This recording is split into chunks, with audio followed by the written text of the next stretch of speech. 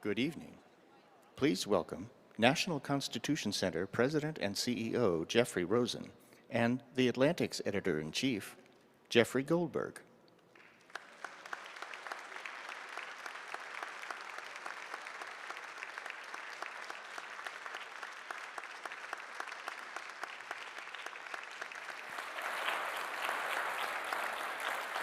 Hello, friends, and welcome to the National Constitution Center. Please join me in welcoming the editor of The Atlantic, Jeffrey Goldberg. You're so enthusiastic. I'm very enthusiastic to have you here in front of the First Amendment to talk about the pursuit of liberty is the greatest joy I can imagine. So grateful to you and The Atlantic for co-hosting tonight's event, along with the Weitzman Museum for Jewish History, and so excited to appear in The Atlantic's America 250 issue, which is just this compendium of light and learning and deep illumination of American history. It's just a great honor to be part of it. He's good. He's good. He's good. In addition, we're so excited to be launching the American 250 Civic Toolkit. Friends, if you haven't checked it out online, you've got to do it. It will be published as a paperback by Simon & Schuster in a few months. It convenes America's greatest historians. Jeff, I haven't told you about this. It's incredible. To write about the big ideas of the Declaration and the Constitution. Danielle Allen on equality, Robbie George on liberty, Gordon Wood on government by consent, Akhil Amar has annotated the entire Declaration clause by clause. Is it coming out? It's online now, online. Along with our interactive Constitution. And it's just this incredible core curriculum for America 250 to inspire Americans to talk about the big ideas of the Declaration and the Constitution. So we're taking it on the road across America. We've got a partnership with rural bookstores. And I just launched The Pursuit of Liberty on Sunday at Midtown Scholar in Harrisburg, which is a wonderful independent bookstore. Do you know how inspiring it is to have 100 community members come talk about the American idea with me and Justin Driver, and then debate the Constitution? It's just the best of America. So we're very excited for A250 and really excited that this event right now is the launch of a year of conversation. So Jeff, thank you so much for coming, for making the trip to Philadelphia, for including me in the issue, and for reading The Pursuit of Liberty. Oh, I haven't read it personally. But I've had people read it. But no, I actually just finished it. You all should buy it and read it. Buy it, and then read it. It's very important. Jeff, thanks for inviting me. I always love coming up here. One of the reasons I love coming here, the view is pretty good. Zahav is pretty good. The statues of the signers, very excellent, always inspiring. But what's inspiring to me is that, and this may sound, there might be a shadow of depression in what I'm about to say. It's inspiring to see an audience full of people who care about the founding documents and the founders of the United States. My deepest worry, and maybe we can talk about this, because I sometimes think of you as a happy Sisyphus, like a very like that Simpsons episode. If Sisyphus loved musical theater, that would be Jeff. I mean, you're pushing a rock up a hill, and that rock it's not a partisan rock. It's the rock of serious education. I mean, it takes brain, it takes it doesn't take, you don't have to be a genius to understand what the founders did and what this country was built on and the documents, but you have to want to commit time to understand it, to be an active citizen. And I feel in an age in which all kinds of nefarious individuals are building technologies to sap our will to live, to sap our attention, to provide us with endless, mindless entertainments.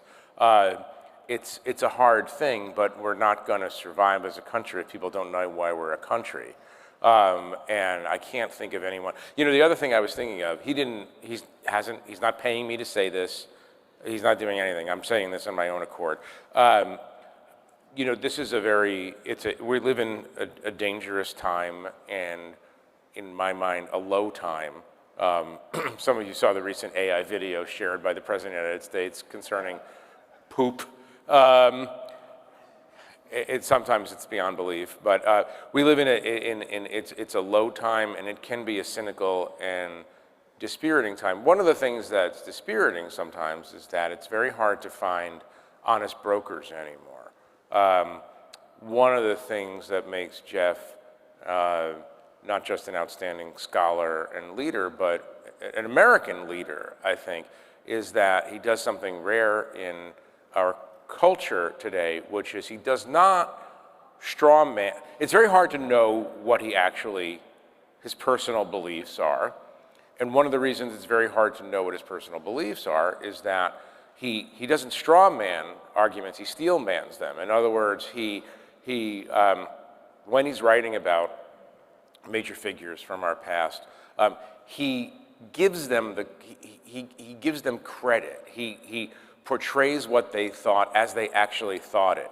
He gives the complexity and the depth of it. He doesn't just hold someone up to excoriate them and move on. He's only trying to convince you, I think, ultimately, that the founding documents are worth reading and the thoughts of the founders are worth studying. And it's a very adult position, too, because it's saying to the public, look, the whole point of active democracy is that I'll put all this information out in front of you, but you're the citizen. You're in charge. And so I appreciate that about Jeff very, very much, and it's very rare to find. So you should applaud Jeff for standing for truth, justice, and the American way. I appreciate that, but thanks to you for heeding that call. As Jeff said, it takes time to educate yourself about the I can't imagine the parking is so easy around here. The parking is the most important thing. Yeah. But these fellow citizens who've gathered here today, who come to all of our programs in person at the NCC, and who take the time to listen online to the podcasts and the videos, are the models of what the founders hoped for. And you are realizing that you have to dig deep to make up your own mind, and you're all coming to your conclusion. And that's why it's so inspiring to be part of the project. And that's why I'm ultimately optimistic about the future of the USA, because there are people like you across the country who are hungry to dig deep and to learn. But I want you to use your eyeballs and look out at this crowd and recognize that it's not filled with 20-year-olds. No offense. But no, this is very important, because I look at our readership, I look at people who come to our events. A lot of it's a school night, it's whatever, it's all these things. But I worry, but even if you look at demonstrations across the country, you'll see that it skews in the 40s, 50s, 60s, 70s, and upward. The thing I worry about is cynicism, is a kind of passivity born of being cognitively overwhelmed. And so, this is our birthright. The documents that you discuss in this are our birthright, but if we're not communicating that to people who are 10, 15, 20, 25 years old right now, I don't have that. I'm neutral on your optimism, but I don't have a good feeling about where we're heading. I fear that we're heading into a post-literate society, and so it's wonderful that everybody is here, but you're all adults. The most moving thing about working in this national treasure is coming in and seeing the school groups. And just yesterday, a middle school group with their shining faces just brightening at the sight of Signers Hall. And you know that those kids with their civic spark are going to take that throughout life. And they're going to remember the moment they came to the NCC and saw the founders. And then you look at American history and the presidents who have deeply engaged with history. And I was surprised by how many of them caught that spark when they were kids. So being lovers of history and reading and lifelong learning begins early. We are reaching those kids, but Jeff, you're absolutely right. It comes down to reading. And in the end, if people are not reading, then the Republic I was so impressed. It was Theodore Roosevelt who jotted down the things he was reading while president. And it was just, it wasn't Dan Brown, put it that way. It wasn't Colleen Hoover whoever that is. It was, I mean, this is a serious man trying to build an inner life from which would spring thought, optimism, hope, a plan. And it strikes me as, you know, and we've had many presidents in the modern age, including George W. Bush and Barack Obama, who were readers.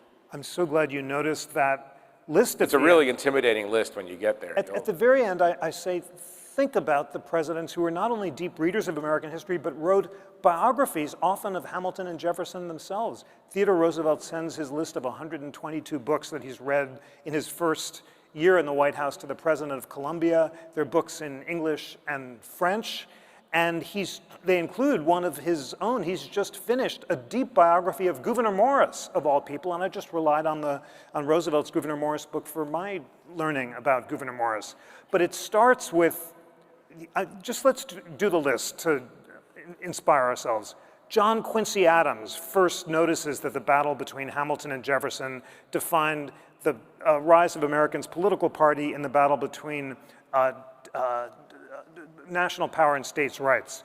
Martin Van Buren writes the first political history of America's parties and defines their rise in Hamilton-Jefferson's clash between democracy versus rule by elites. Lincoln, of course, in the log cabin is reading the Bible and Shakespeare and studies the records of the Constitutional Convention in the Springfield Law Library and concludes that the Constitution was largely anti-slavery. James Garfield reads Hamilton's works when they've just been published by Hamilton's son in 1850 and leads a Hamilton revival during Reconstruction. During the election of 1912, Theodore Roosevelt, Woodrow Wilson, and Taft all are historians who write biographies of or about Hamilton and Jefferson.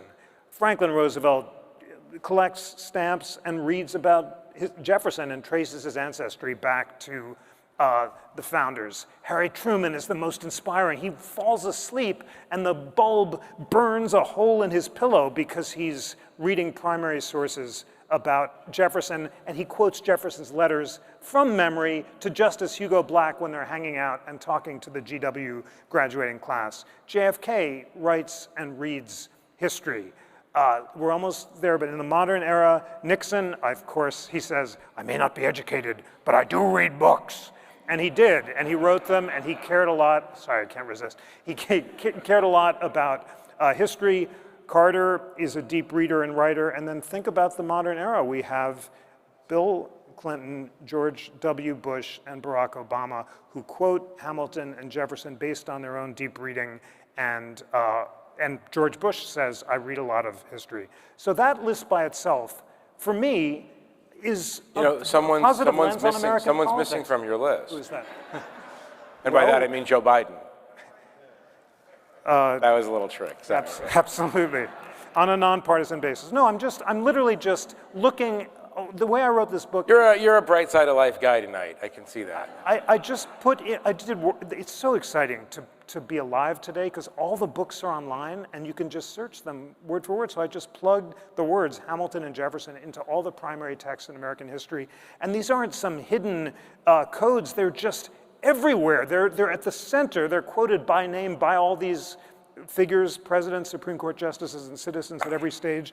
And the point of the recent presidents is that Obama, George W. Bush, and Clinton quoted them by name and made them their own. So I think we're lucky to have had the president. It is interesting, and sticking with the nonpartisan nature of this august institution, I will measure my words with teaspoons. It is interesting to me that it would be so tempting if you were elected president of the United States to spend half your time wandering the White House, wandering the Library of Congress, calling any historian alive in the world at 3 in the morning and saying, look, I'm sorry to wake you up, but I got to ask you this question about Gouverneur Morris. And they would be like, yes, Mr. President, what do you need to know? And not doing it. That's the interesting thing, like not being interested in the office. And I want to pivot in a second to talk about presidential power, the use, abuse, and expansion of presidential power. You end the book in talking about our current moment and the challenges of our current moment. But it always struck me as, you know, the White House as an intellectual wonderland, if you wanted it to be that, you know, and to think who occupied the office beforehand and understand how they made decisions. I mean, it seems like there's a tremendous amount of material that would help a person grow as president if that person wanted to grow as president. But let me ask you, let's go, we have approximately 37 minutes to decide who we like better, Hamilton or Jefferson. You know, and I say that only semi-jokingly because I will frequently call Jeff and say things like, hey, what am I supposed to think of Stephen Hopkins anyway? And he'll always, in a non-condescending way, give me a very smart answer. So, I mean, I don't want to boil this down to something that's too simple, but I'll phrase it this way. Is Jefferson Jefferson without Hamilton, and is Hamilton Hamilton without Jefferson? And are you arguing that they are two sides of a coin? Without those two sides, we wouldn't have the country and the democracy that we know today? Yes, that is the crucial idea. The image that came to mind was that the ideas of Hamilton and Jefferson are like golden and silver threads woven throughout American history. Sometimes they're side by side, sometimes they cross, sometimes they pull so far apart that they threaten to snap, but it's the productive tension between the two that sustains the American idea, and the rare occasions when radicals on either side have pulled too far on one side or the other, both sides tumble over, and the shooting begins.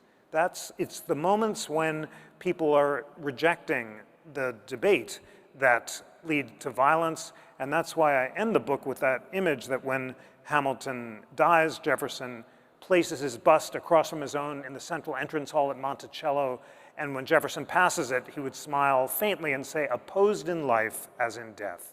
And for Jefferson— By the way, the part that really stuck with me on that was that Jefferson had a bust of himself in his And between the two of them is Ariadne, the Greek goddess. So. It's like, all right, slow down. And, all and right, some elk horns, they're all still there moldering. But please. No. To set the stage, take 1 minute and describe the differences in their outlook about federal power and power of elites and the power of a presidency. Just if you can boil it down to its essence so we have a floor.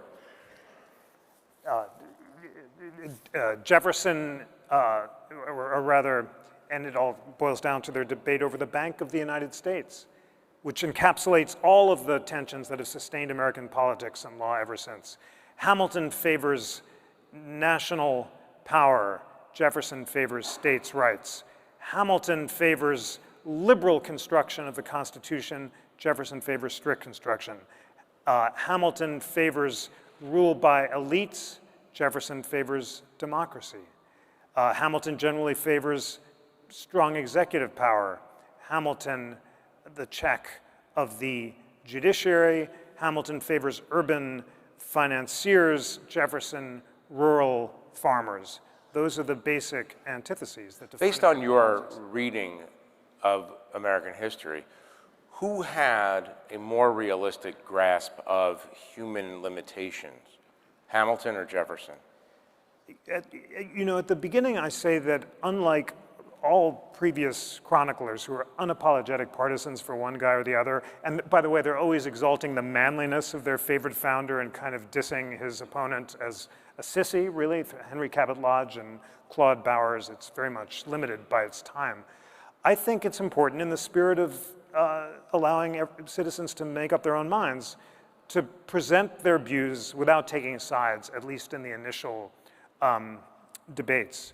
However, since you ask about human nature, it's Jefferson's rosy view of human nature that leads him with Condorcet and the French physiocrats to imagine the perfectibility of man and the slow growth of reason across the globe, creating a kind of universal Eden, even as he's blind to the terrors of the French Revolution and the brutality of slavery and his own hypocrisy and relying on it. So there's something about Jefferson's extreme rose-colored glasses that also allow him to blind himself to his own contradiction. In that sense, Hamilton is obviously more realistic. Was Hamilton a pessimist about human nature like Madison, or was he a kind of, if you encourage people through structure, the strong central government structure, we can build the civilization?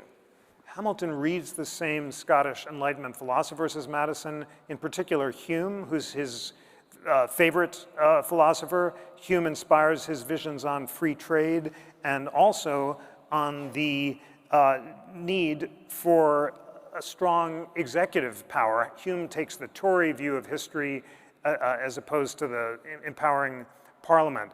But unlike Madison, at the end of his life, is modestly optimistic that the structural checks of the Constitution may prevent passion from triumphing over reason. But Hamilton is deeply pessimistic before the duel, and he writes this agonized letter saying, this world was not made for me, and the greatest threat we face is democracy. He's completely disillusioned about the dangers of the mob. He fears that we need How does he define democracy? How does he get to the danger? What does he see the nature of democracy? How does he define the nature of democracy? Democracy is rule of the mob, is direct populist rule of the people. Remember that Hamilton, like all the founders, calls himself a Republican. Republicanism means government by consent. He believes in representative government. He wants a strong executive. He's always denying the claim that he's a monarchist. And as we can discuss, Jefferson's central claim against Hamilton is that he's a secret monarchist who's yearning to resurrect a kind of elected... It's true that he wanted George Washington to stick around forever.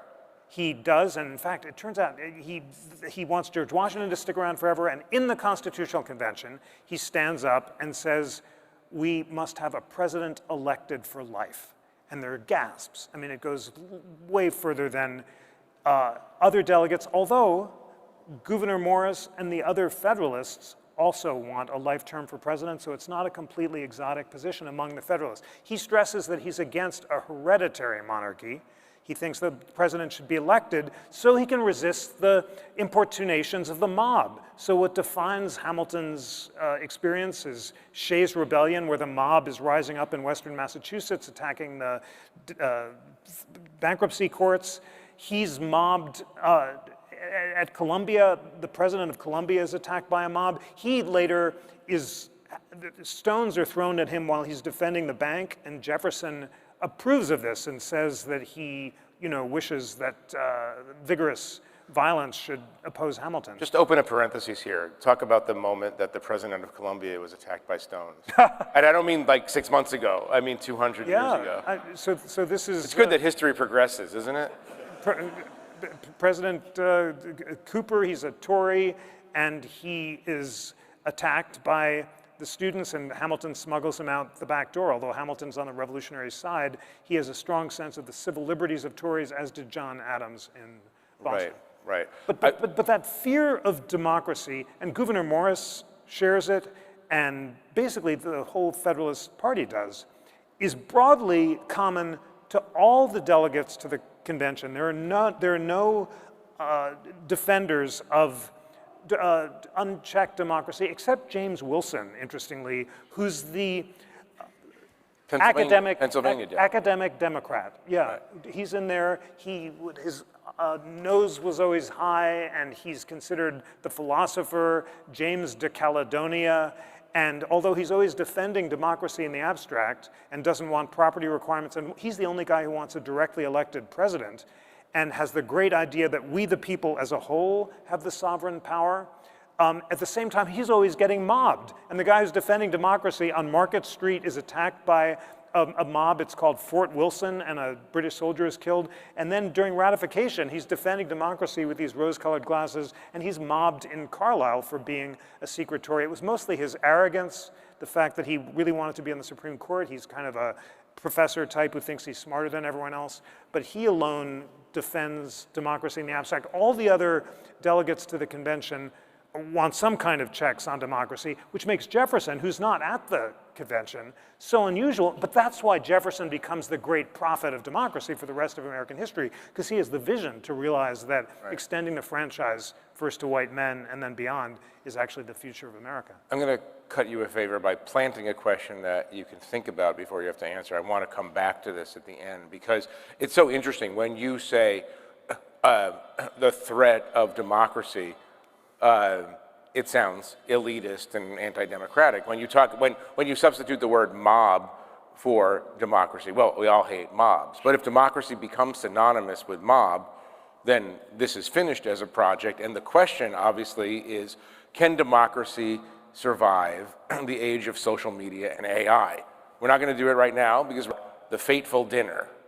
Because I think a lot of this book hinges on what ultimately may have been a misunderstanding about Hamilton's proclivities. I want to come back to this question about today later. But describe, tell them I'll call them back, except if it's the president. I got to take it, I always have to take it. It's Pete Hegson. Talk about that dinner, and how that is the kind of root of this competition between the two, and this mutual fear that the two men had. I call it the dinner party that defined America. It's in the room where it happened, but not the one where they moved the capital from Philly to DC in exchange for assuming the national debt. This is a year later. It's also at Jefferson's house. Jefferson has 3 portraits on the wall. Hamilton says, "Who are those?" And he says, "They're my 3 greatest men in history, John Locke, Francis Bacon, and Isaac Newton." And Hamilton pauses for a long time and then blurts out, "The greatest man that ever lived was Julius Caesar." And Jefferson writes in his diary that night, "This proves that Hamilton is not only for a monarchy, but for a monarchy bottomed on corruption." And he goes on to found the Democratic Republican Party in supposed opposition to the aspiring Caesarism of Hamilton and the Federalists. Now, what makes the dinner so significant is that, as Ron Chernow, who was here last Friday to receive the Liberty Medal, it was such an honor for me to give it to him, Ron Chernow says that Hamilton was almost certainly joking because he spends his whole life also worrying about the dangers of Caesarism, but he fears that Caesar will come from below rather than above, from courting the mob. And he cites Shays' Rebellion, the mob of debtors in western Massachusetts. And he writes in Federalist 22, "Imagine that Shays' Rebellion had been headed by a Caesar or a Catiline. The Republic would have fallen in its cradle." Jefferson too fears Caesar, but from above rather than below. He notes that Caesar crossed the Rubicon, flattered the mob, and persuaded the Senate to give up its prerogatives, to stop doing its job. And therefore, he wants a 1-year term limit for the president so that he won't be tempted to court the mob. Hamilton, by contrast, wants a life term, so he also will be immune from populist temptations. So in other words, both Hamilton and Jefferson fear Caesar, and both believe that they've found Caesar in Aaron Burr. Hamilton says so wonderfully, "If we have an embryo Caesar, 'tis Burr." And he rightly fears that Burr is conspiring to lead a secessionist movement in Spanish Louisiana and install himself as a dictator of Mexico. And Henry Adams finds in the archives this letter where Burr writes to the British ambassador and offers his services. I don't know why previous historians are still defending Burr, because he's dead to rights. And Hamilton sacrifices his life because although he distrusts Jefferson, in the election of 1800, he despises Burr as a traitor who will subvert the Republic, and Burr gets wind of this, and that's why he dies. By the way, I'm very relieved to know that the National Constitution Center at least takes a strong position on the Aaron Burr question. That's good. I'm glad that you're out there with that. It took a while to figure it out. People are constantly defending. Justifying. Yeah. But for me, it's a significant story because both it shows that a demagogue can come either from below or from above. Both Hamilton and Jefferson were right about the potential sources of Caesarism. And for the rest of American history, we've been wondering who is the next embryo Caesar. Can I veer to Washington for 1 second? Veer away. Let me veer. Ultimately, I think our course, dispute this if you will, ultimately our course was on the question of the limits of presidential terms and presidential power was set not by Hamilton or Jefferson, but by Washington's singular Cincinnatus-like decision to say, you know what, I'm going home. I know you guys all want me to stick around forever, but everybody should take a turn being president. Thank you, I just want to be called president. I don't want to be whatever crazy titles they were thinking about him. So in other words, again, this is my position, but until January 6, 2021, George Washington had set the parameters of the discussion around presidential power and presidential vacating of the White House. Is that fair? Yes, the indispensable man, the greatest man of his age, as the King of France said, if he steps down voluntarily, he will be the greatest man in the world, because no one had done it before. And because all the pressures were on Washington to stay. Hamilton and the Federalists are begging him to stay. In fact, Gouverneur Morris writes to Washington during Adams' first term and begs him to come back because he doesn't trust Adams. And remember, at Newburgh, there's threats of a military coup, and Washington has the opportunity to install himself as a permanent dictator or to be toppled by the troops, and instead he mounts the temple of virtue and appeals for patience and prudence and puts on his reading glasses, and the soldiers weep. This is unprecedented in American history. So and the Constitution says so little about executive power. He defines it through all of his actions, by receiving ambassadors, by what he does and what he doesn't do, but mostly by the calm, self-mastered act of stepping down. Right.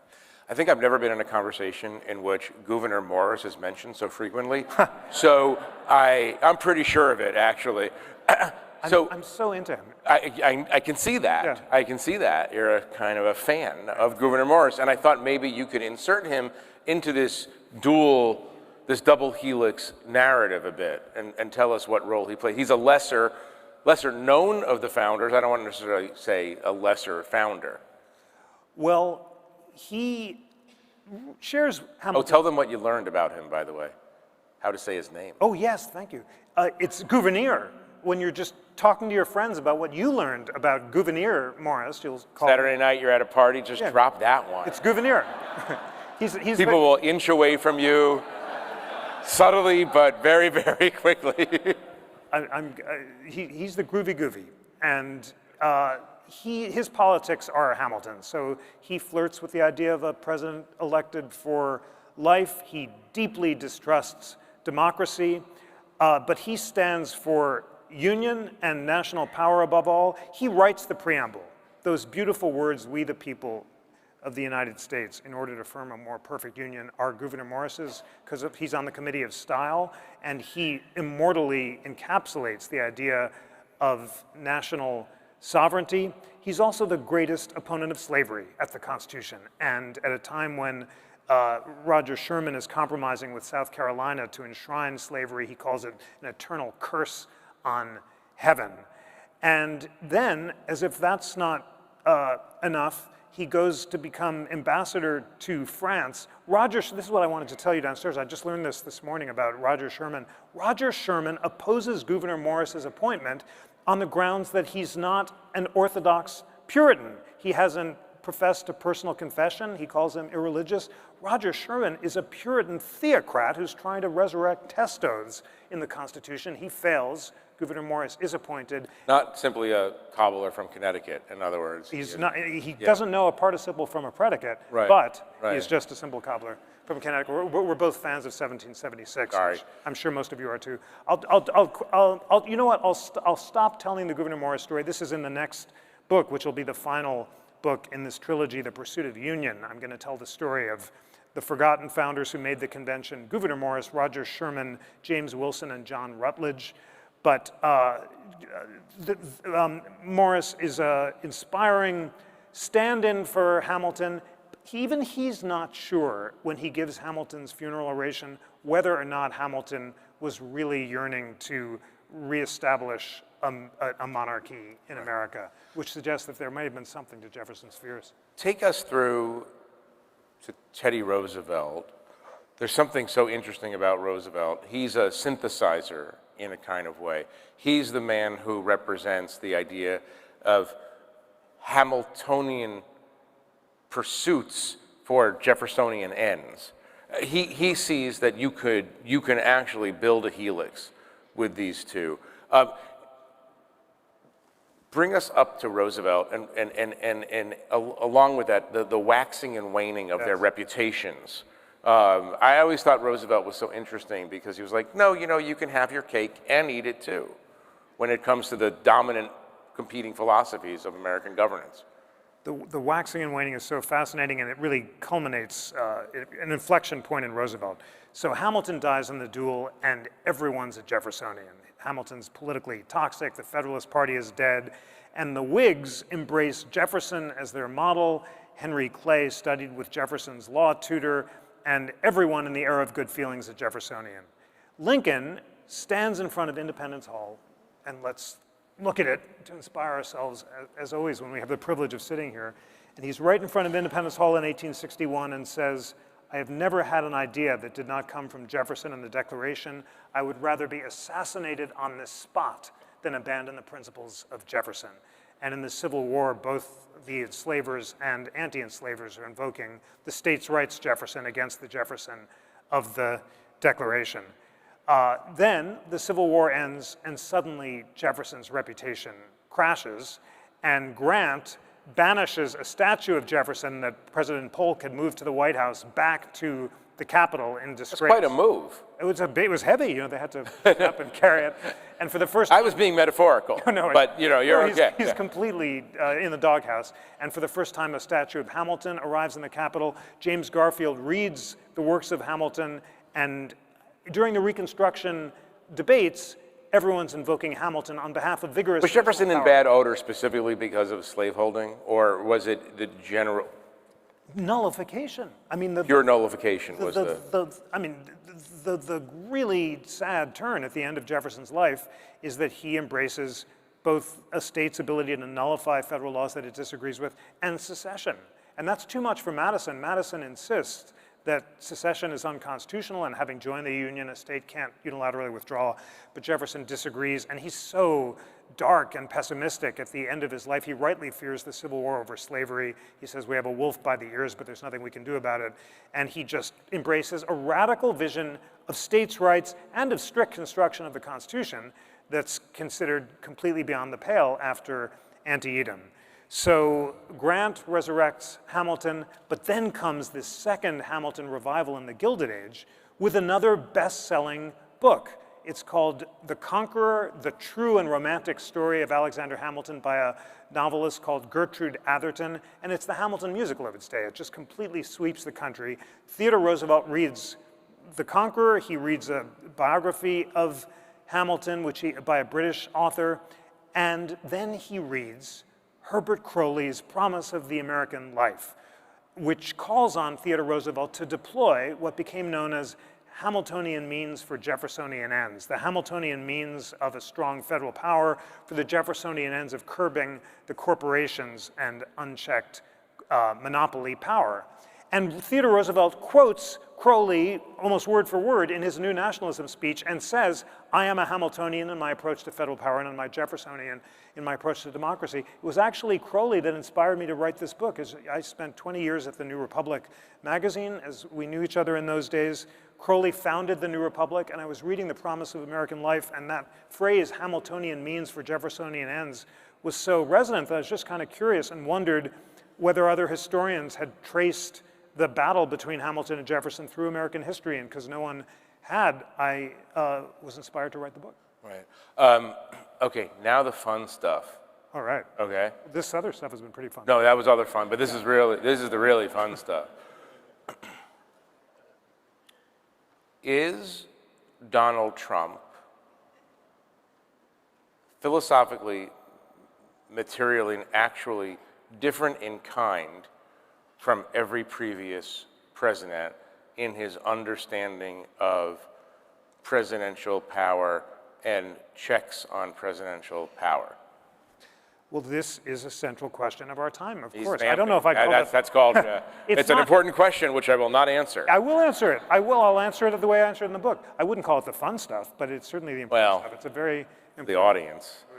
no doubt. I mean, most of them have enough of Gouverneur Morris right The now. fun stuff of them will be, you cannot have You enough. cannot have Morris. enough Wait Gouverneur till you Morris hear what he did in the your French life. Revolution. Actually, the diaries are so spicy, so I just started so them again. dirty that I just started it up. you'll just get excited reading them. So you want fun, Self-winding read top. You want fun? Read the diaries of Gouverneur Morris. That's what you. That's what you should do. Absolutely. Get the X-rated version. Yeah. Absolutely.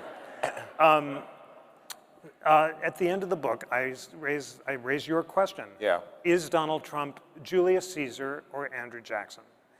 The claim that he's unlike every other president is in his understanding of presidential power is the claim that not just relying on the expansion of the imperial presidency that all 20th century presidents have taken advantage of, President Trump is going a step further by conspiring to subvert the separation of powers, undermine the rule of law, and establish himself as a dictator.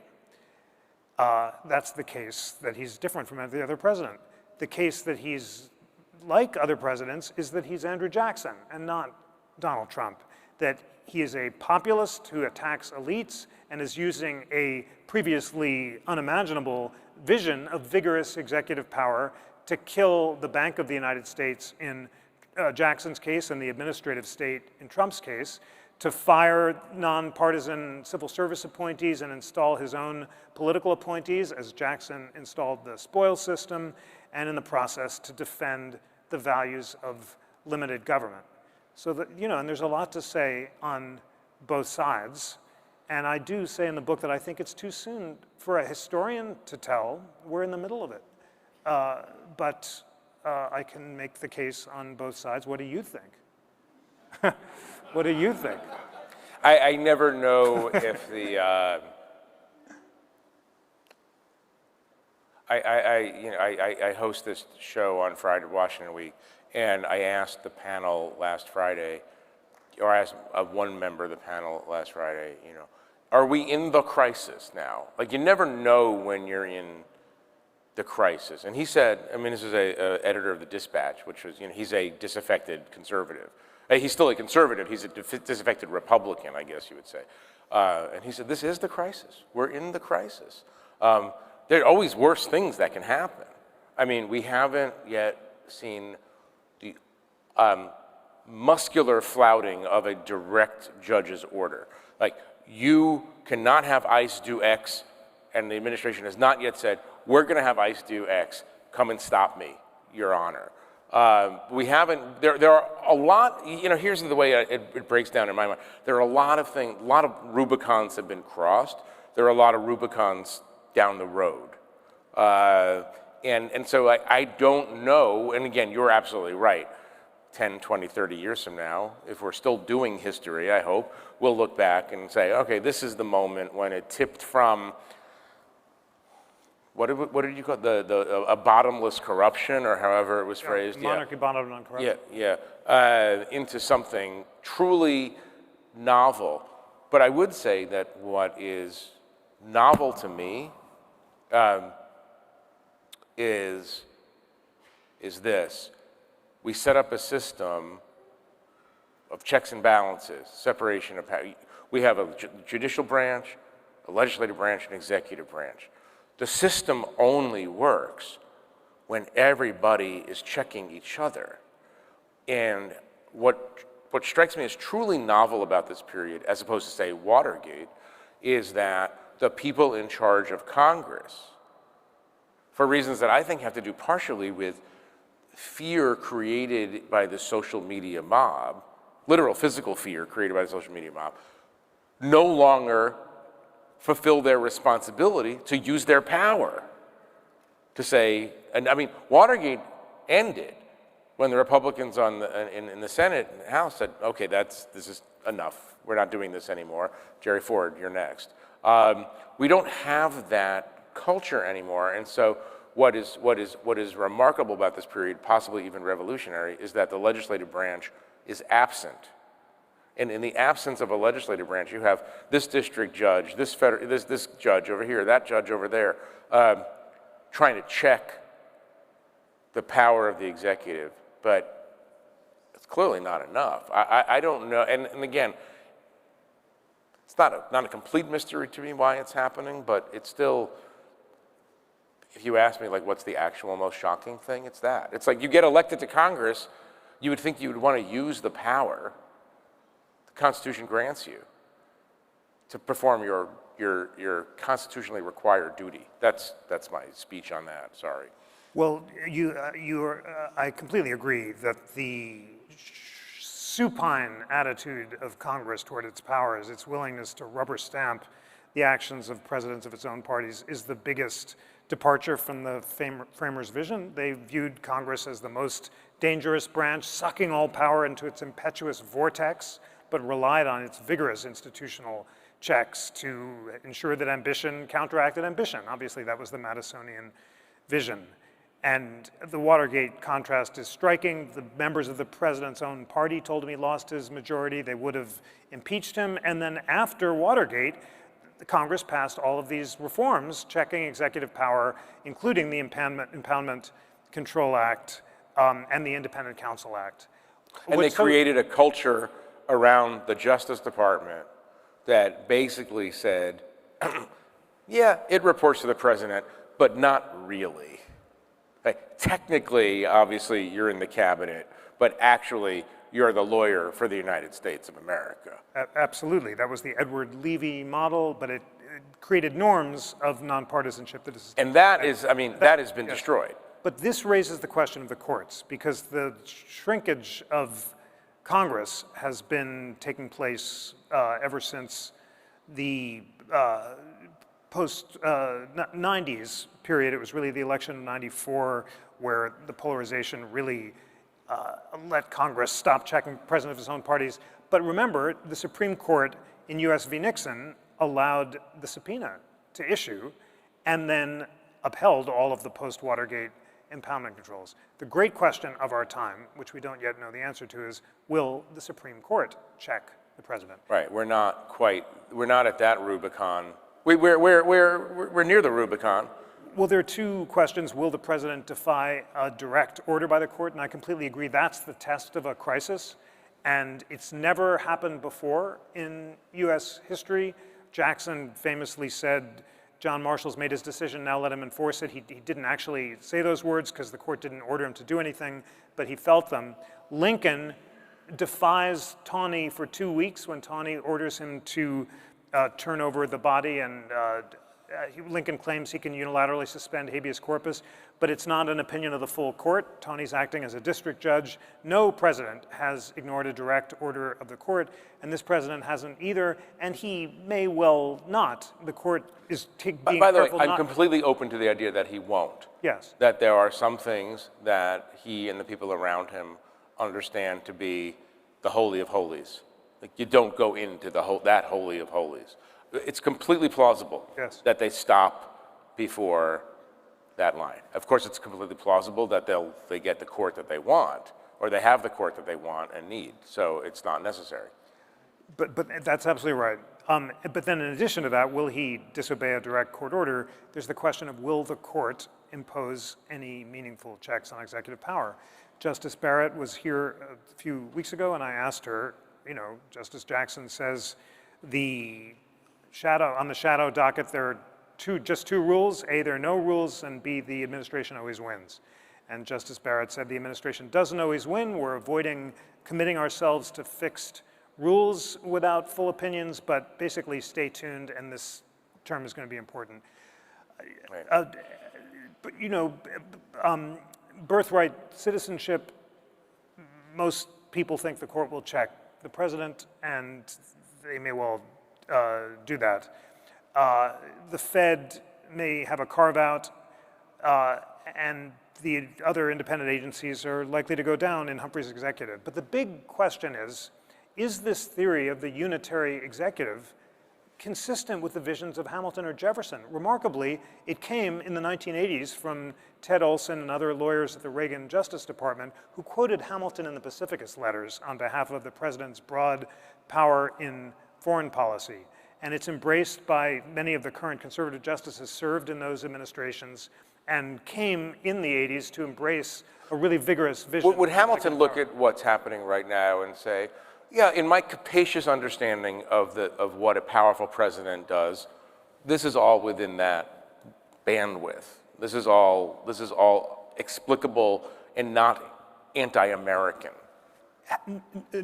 No, Hamilton is centrally afraid of financial corruption by the president. That's why he wants a life term, so the president won't be tempted to line his pockets. Hamilton, there is a moment at the famous dinner that defined America where John Adams says, purge the British Constitution of its corruption and it would be perfect. And Hamilton blurts out, purge it of its corruption, it would lose what makes it its perfection. As it is the most perfect Constitution. So that's where Jefferson gets the idea that Hamilton favors corruption.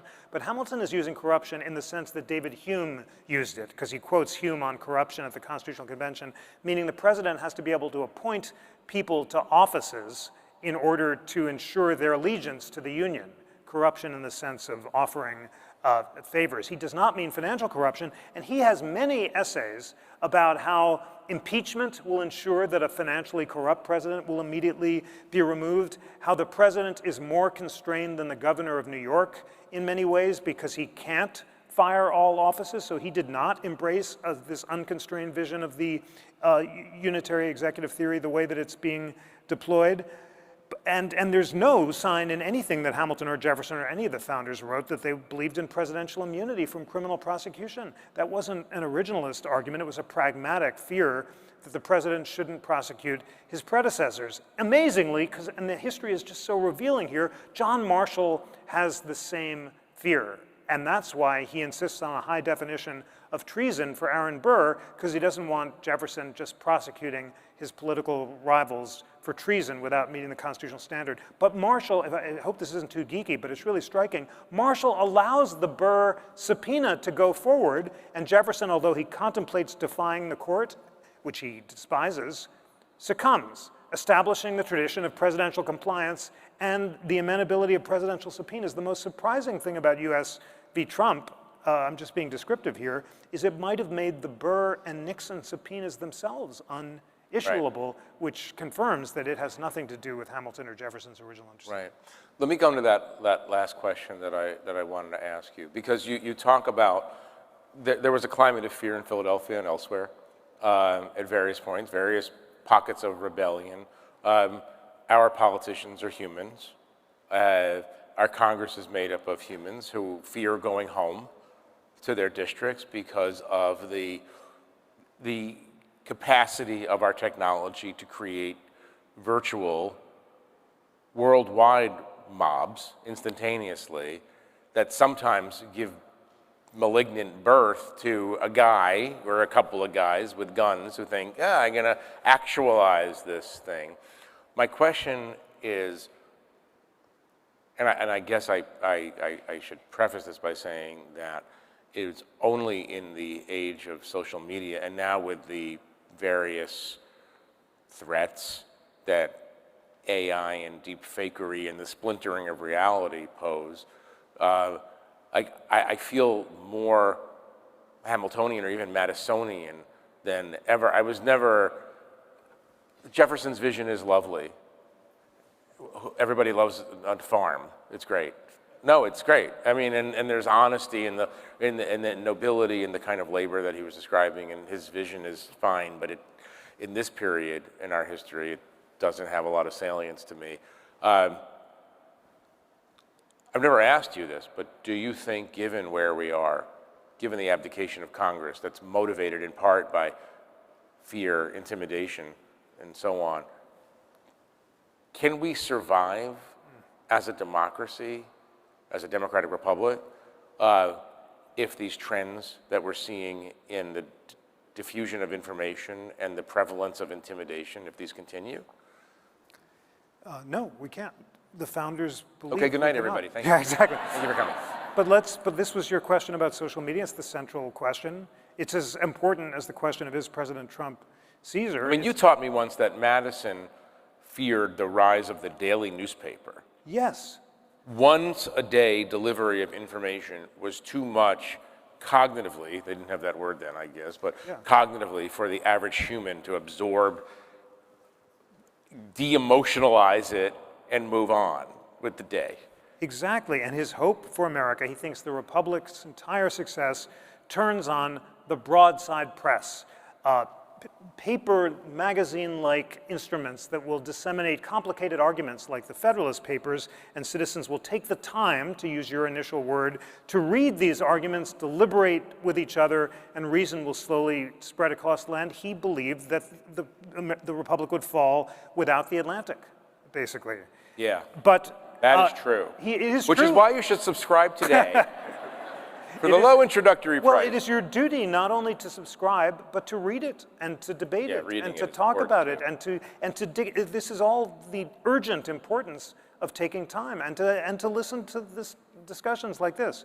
But what is, you're right. But I think we're living in at least a Madisonian, if not a Hamiltonian nightmare Well, right that now. piece I did for you back at the rise of social media was Madison's nightmare was social media because he insists on a republic of reason rather than passion. And I'd love, as you know, to quote that Madison on the mob, in all large assemblies of any character composed, passion never fails to wrest the scepter from reason. Even if every Athenian had been Socrates, Athens would still have been a mob.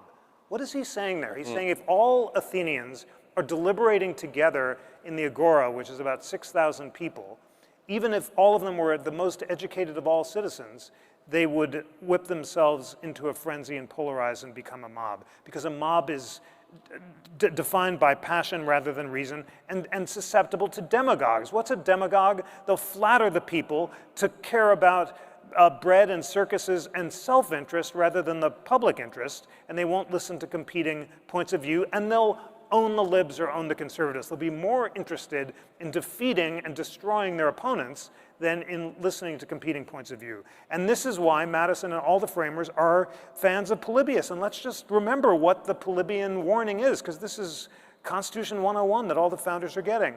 In all pure forms of government, it degenerates into its opposite: monarchy into tyranny, aristocracy into oligarchy, and democracy into anarchy and the mob. So that's why it's not that democracy is entirely bad, but you have to check it against other forms. That's why you need an aristocratic Senate, as Gouverneur Morris said, so the landowning elites will be able to check the people. Gouverneur Morris accurately predicts that when the king puts all the power in the Estates General and the nobles and elites surrender their votes to the Democratic branch, he's finished. And that's why he wants the separation of powers. But to dig into your question, which is the urgent existential question of our Constitution, can we have a republic or a democracy that survives in an age of social media where instead of deliberation in Congress and checks from the other branches, we have rule by social media posts and by tweets and our most quick reaction. Quick reaction. Posts based on passion travel further and faster than those based on reason. And they're based on emotions, and they foment loyalty to men rather than laws, men and women. We have a government of laws rather than men. And there was Tom Edsel had a really good piece recently about how polarizing social media is and how difficult it is to listen to the other side and to deliberate. So the founders' fears of democracy, and Hamilton's in particular, suddenly look prescient. He is not, in fact, in favor of elite hereditary rule, but he's really afraid that unchecked democracy is going to lead to polarization and threaten liberty. And that's why, although he likes strong executive power, he's ultimately in favor of limited government.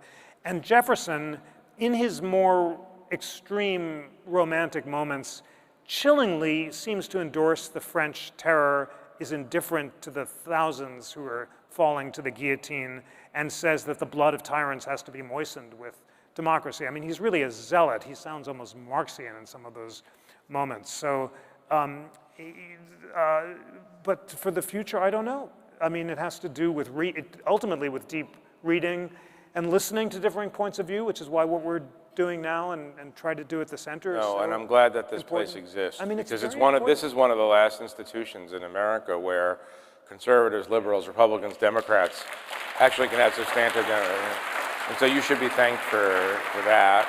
Well, it's such an honor to do it, and it's very inspiring because, as you know, we don't have mushy, kumbaya stuff. We have strong liberals and strong conservatives, but I think it's very important that we're only talking about constitutional and historical rather than political questions. Debating policy or politics is not all that productive in a polarized age, but debating the Constitution requires you to take time to dig in, to learn something. You cannot possibly have an informed opinion about any of these questions until you take the time to geek out. And here, back to history, and it was, I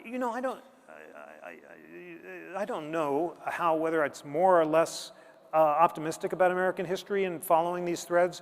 I'm pessimistic in the sense that I found it shocking, the persistence of white supremacist and racist violence. I mean, the subversion of Reconstruction by the Supreme Court in these outrageous, strict constructionist opinions that embraced methodologies that they'd previously rejected, that completely subverted the promise of the Reconstruction Amendments and led to violence and ended the rule of law for a century. It was just shocking. Like this is the central contradiction.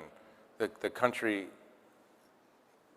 the American story is a story of the expansion of rights and progress, and it's also an Ecclesiastes story. There's nothing new under the sun at the same time sometimes. And right now we're in a period of some reaction, but we've never gotten past the Civil War, obviously. By the way, and this is a particularly brilliant moment, but no one describes the true tawdry, repulsive nature of Jefferson's personal and business arrangements. No one does it better than Jeff, and at the same time you see the glory of Jefferson at the same time. It's very, very, I can't wait for you all to read this because it will enlighten you, especially on those matters. Thank you for that. But it's not on the other hand, but it's not, although the racism, the subversion, the betrayals of the ideals are dark and shocking, it is inspiring to see how people are constantly aspiring to live up to the ideals themselves. And the fact that it's Jefferson that Prince Hall and David Walker and obviously Frederick Douglass and ultimately King on the Mall turned to make real the promissory note. The fact that the debaters over in the nullification debate are just digging in deep, reading the opinions of John Marshall, going back to the convention and trying to figure out what Hamilton or Jefferson would have said about the necessary and proper clause. These are they're the words that make us, the ideals that bind us, and people are constantly returning to them, even in the modern age. I didn't realize how frequently and specifically Hamilton and Jefferson were invoked by name by Bill Clinton and Obama and by citizens today, including at Charlottesville and January 6th. So that's ultimately, first of all, it's inspiring to have the privilege of studying American history with the rigor and depth that our predecessors have studied it, and to argue about the Constitution is a birthright and a responsibility. It's not just some civics privilege. It's something that our people have done so rigorously, and ultimately that's what ultimately keeps us together. We have to speak to each other if we're going to keep this debate going. Yeah. And when you think about the purpose of a union, to set aside our parochial, selfish, ego-based interests and to think about the greater good, it's these ideals that The best way I know, and I'll close with this, the best way I know to understand and visualize the perfection of the ideas and the imperfections of the men who created the ideas is in the National Museum of African American History. Lonnie Bunch devised, the founder of that and the current secretary of the Smithsonian, devised a brilliant Thomas Jefferson exhibit. There's a statue of Jefferson, large statue. Behind him is a brick wall that curves around him, and chiseled in the bricks are the names of every slave, every enslaved person that we know, whose name we know, that Jefferson owned. the sin is, and it's taller than Jefferson, the sin is greater than the man. And then behind that, 2-story high, the opening words of the Declaration of Independence. So the idea is greater than the sin is greater than the man. And it's a brilliant, you could either go up or down depending on your mood, but it's a brilliant rise to the ideals, and that's America. Like, we're trying, and we're imperfect, and the brilliance of this experiment is that we have built in, if we use the tools, we have the tools to make it better. And that's a huge, and you should go to the Smithsonian now before it's turned into a professional wrestling compound. Go see it while you can. But Jeff, let me just say, if you don't mind, it's always a pleasure to come and chat with you and see so many involved citizens. And I just have to say, I get to meet a lot of interesting people in my line of work, but I think sort of minute for minute, there's no one I can think of who I learn more from. Every minute that I listen to him than Jeff. Thank God somebody's reading Gouverneur Morris, and so thank you for having me up here. I appreciate it. Thank you, Jeff. Thank you so much for being here. And buy the book. Read the book. Yeah, thanks. Good work.